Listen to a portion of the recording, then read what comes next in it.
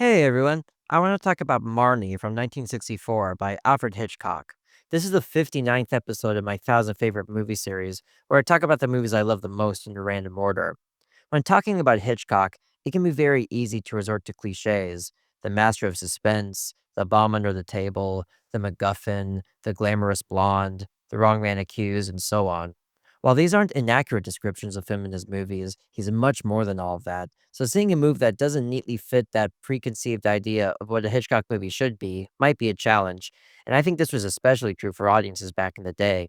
Case in point, Marnie. Coming off of the successes of North by Northwest, Psycho, and The Birds, three movies with clear Hitchcockian premises, Marnie must have seemed like an absolute befuddlement. And indeed, just looking at the trailers for all four movies gives us a great idea of this. In North by Northwest, Hitchcock is a travel agent, introducing us to a vacation. In Psycho, he's a tour guide of the scene of the crime, as he puts it. In The Birds, he's a lecturer about the history of man's relationship with birds. But now look at Marnie. Hitchcock is simply a director on a set with no personality or unique characteristics. And while he talks to us about the movie, even he himself seems almost unsure of what to say. He calls the movie difficult to classify and says, one might call Marnie a sex mystery. That is, if one used such words, but it is much more than that. Not words that exactly inspire the most confidence in the audience, which might help to explain why the movie wasn't warmly received at the time. And even now, I don't think it hardly ever comes to most people's minds when considering Hitchcock's best movies, but not me. It's true that it's probably not one of his easiest movies to embrace, but especially on my latest viewing for this video, I found it to be thoroughly engaging and powerful. It follows a character called Marnie, played by Tippi Hedren, who I think can accurately be called a kleptomaniac and a pathological liar. The movie starts with her having robbed the safe of her previous company, and we see her changing identities in order to escape, changing her social security card and her hair from black hair to blonde. She starts working at another company called Rutland and Co., which she intends to steal from like she did with her last job. The company is owned by Mark Rutland, played by Sean Connery. Yes, that's Sean Connery, who coincidentally recognizes her as a thief and knowingly has her employed. Intrigued by her, he gets close to her and they start a relationship, and when she steals from his company as predicted, he uses this as blackmail to force her to marry him. But he gets more than what he bargained for, or should I say, less than what he bargained for, when Marnie turns out to be a woman who is physically repulsed by sex. This is where the quote, sex mystery comes in, or more like a mystery about why there's no sex. I'll also bring in a spoiler warning for the rest of the video here, as I'll go into later plot details. On the honeymoon cruise they take, the full extent of her repulsion is revealed to us and to Mark. It's more than just shyness or prudishness, it feels much more deep seated. After many nights of rejection and sleeping in separate rooms, the tension comes to a head when Mark forces himself onto Marnie, which is followed by a suicide attempt the next morning. Where does this resistance come from? Well, throughout the movie, Marnie is highly disturbed by the color red, which seems to be connected to why she can't get close to a man. Of course, Mark tries to get to the bottom of the problem as quickly as possible. Now, if I made the movie seem deeply misogynist just by describing what happens, then you're basically right. But you wouldn't come to a Hitchcock movie without expecting some kind of journey into a twisted mind now, would you? I mean, the movie's about a man who pretty much railroads a woman into marrying him, and then tries to solve the mystery of why she won't willingly give him her body, and the movie treats this as a serious problem with a straight face. But as Hitchcock says in the trailer, it is more than that. Without denying the problematic nature of the story, the movie complicates things every step of the way, and by doing so, it becomes a rich experience, from which I think you can unlock more every time you see it. One reason for this lies in the main performances.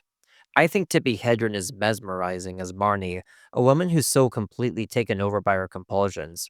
Her stealing isn't just a hobby or a way to make a living, rather something she has to do.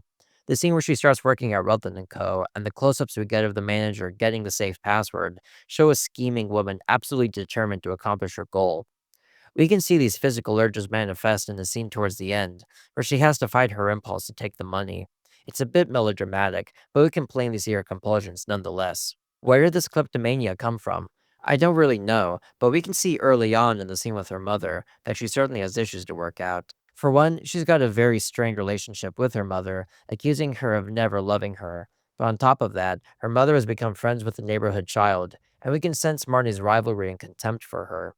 This pathetic competing with the little girl for her mommy's attention hints at something deep-seated inside her, and in nearly every minute, Tippi Hedren's performance feels like it can explode at any time due to all these insecurities. She's a force of nature, while always remaining sympathetic and easy to root for. Then there's Sean Connery, who is at the height of his James Bond fame at the time, and I think his performance is equally as fascinating as Hedren's.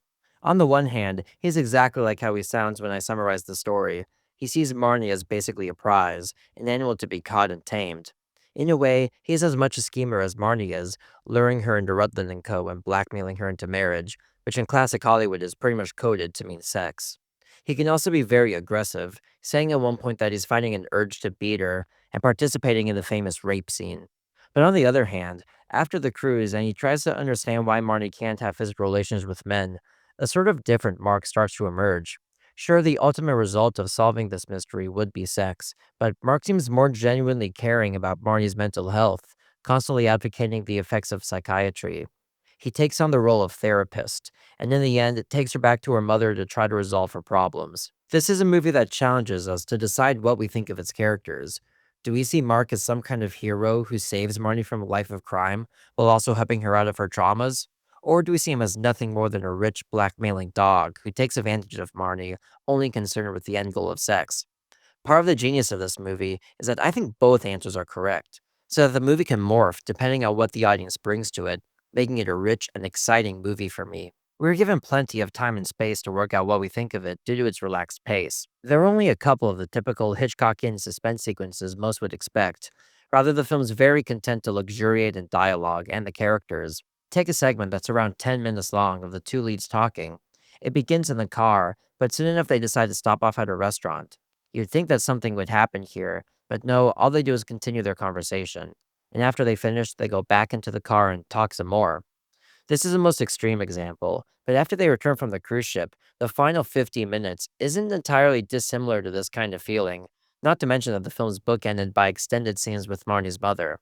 It felt like a slow movie to me when I watched this for the first time, but now I find it thoroughly gripping. Out of all the movies I've reviewed so far as part of the series, the movie that I think is closest to it in feeling and pace is Some Came Running. If you can give yourself into the world of these movies, they can give you so much back in return. However, I don't want to make Marnie sound like a total challenge that can't be easily enjoyed. Even though I thought it was slow the first time, I was still always hooked by the music and the cinematography. Its score by Bernard Herrmann lives up to the others he made for Hitchcock, letting it the same weight that he lent to Vertigo, North by Northwest, and Psycho. Although it's not as famous, the main theme for Marnie is very memorable and catchy, and by this point, I don't think I can forget it. The cinematography was done by Robert Burks, the same man who shot The Birds, and like that movie, the colors feel relatively muted, while still managing to feel colorful. But while The Birds has a single color that stands out to me, green, Marnie doesn't exactly have that. I guess I think of a dense black and various shades of brown, among other smaller moments like the green pasture through which Marnie rides her horse, or the blue tiles by the poolside after her suicide attempt.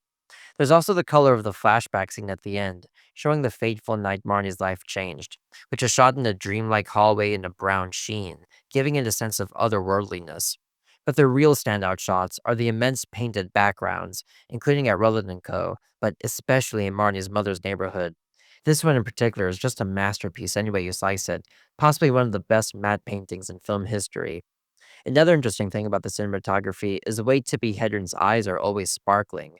I don't know if it's intentional or not, but it seems to me like she's the only character which this happens to, and it makes her performances even stronger and more impactful as a result. And speaking of impactful, let me talk about some of my favorite moments. My favorite sequence overall is probably the entire time on the cruise ship, as it's the most tense, the most dramatic, and the most propulsive part of the movie, but there's no way I can do the whole thing justice, so I'll talk about my favorite smaller moments. First is one of the most overtly melodramatic moments of the film. In Rutland's office, Marnie starts to see the color red being flashed by the lightning. She begs Mark to stop the colors, and when she does, a huge tree branch crashes through the window, which can be taken as a big phallic symbol. Right after we get tilted angles, followed by a zoom in on Mark's lips as he slides down her face to her lips.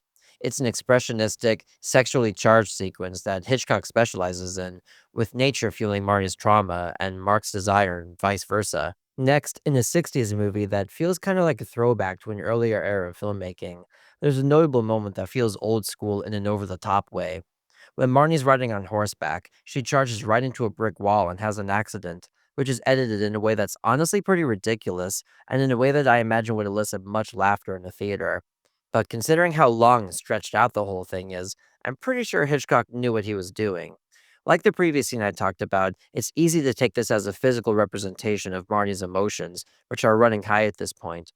This is followed by a desperate cry for a gun to shoot the horse dead, where we can see Tippy Hedren in an extremely volatile and explosive state, which feels like it's always bubbling just underneath the surface. Finally, I've got to shout out the Hitchcock cameo. As we all know, Hitchcock made a brief cameo appearance in all of his movies, but they're usually so inconsequential that they might as well not even be there, to be honest. More often than not, he's simply like walking on the sidewalk as a random bystander, but on rare occasions, they manage to be played for comedy and not just like a game of Where's Waldo or Where's Alfred. Well, I'd venture to say that his cameo in Marnie is the best one he ever did. Around the 5-minute mark, as Marnie walks down the hallway, Hitchcock opens the door of his room, looks at her, and then looks at us directly for a brief second. I think it's his best appearance because, for one, it might be the most unmissable one, not trying to hide himself at all, which makes it maybe the most outrageous cameo. But it's also telling about Hitchcock himself and shows his personality, namely that he's curious about his characters and perhaps even a little pervy, which is very much supported by the rest of the movie. It's all very brief, but it's certainly memorable. But in the end, what I love about Marnie is that although it doesn't fit our image of a typical Hitchcock work, and despite it being a big critical failure right after a string of masterpieces, it remains one of his richest and most psychologically interesting movies, presenting two powerful performances in the leads and daring us to look inside their heads and try to figure out their motivations. Sure, one could choose to narrow it down to simply the mystery of the color red, which does admittedly feel kind of cheap, but they would be disregarding a super complex weave connecting childhood trauma and family issues and sex and kleptomania and pathological lying and classism and power and misogyny and more. It would take someone smarter than me to be able to connect all the dots, but that's what makes a movie so captivating. We are in the hands of a master after all, so it's an incredibly polished and entertaining movie as well. Still, it's not easy to wrap your head around, and in fact, I'd argue that Marnie doesn't feel like a thriller at all, which is probably why Hitchcock had a difficult time trying to sell it in the trailer. But as far as I'm concerned, it's one of his best, and one of my 1000 favorite movies. Thanks for watching my video. Have you seen Marnie? Let me know what you think in the comments. I think of all my favorite movies as my friends, and I think of my audience as friends too. Now, I apologize that recently I haven't been uploading as much as I'd like to, because of me working on other projects and being busy with other things. But I still have every intention of completing this project. So if you'd like to help me in this epic goal, don't forget to like and subscribe. Thank you so much.